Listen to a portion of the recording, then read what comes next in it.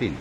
नमस्कार, माझे नाव सौ अश्विनी महेश श्रीरामे. माझ्या शाळेचे नाव PM श्री राजश्री छत्रपती शाहू महाराज विद्यालय, शाळा क्रमांक 55, डॉक्टर बाबासाहेब आंबेडकर नगर.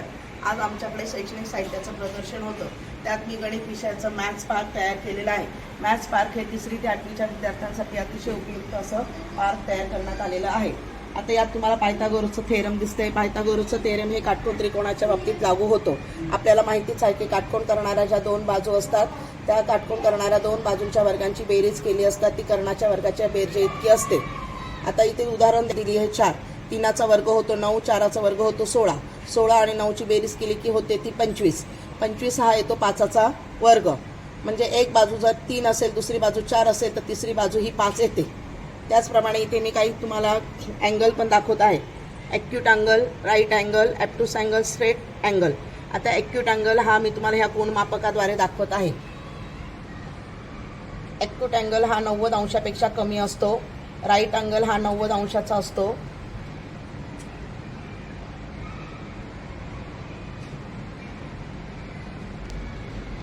ॲप्टूस अँगल हा 90 अंशापेक्षा जास्त असतो आणि स्ट्रेट अँगल हा 180 अंशाचा असतो.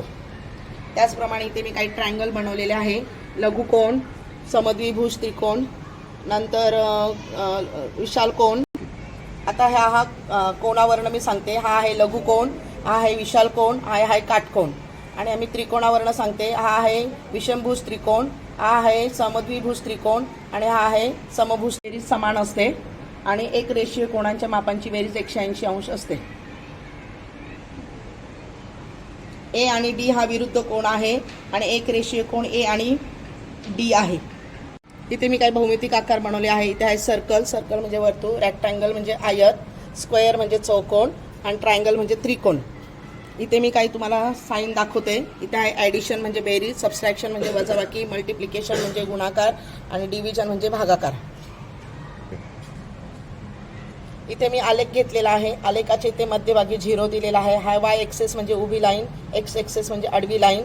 यामध्ये आपण लोकसंख्येचं प्रमाण किंवा स्त्री पुरुष संख्येचं प्रमाण आणि निरक्षर साक्षरांत गुणोत्तर हे आपण ह्या आलेखाद्वारे दाखवू शकतो.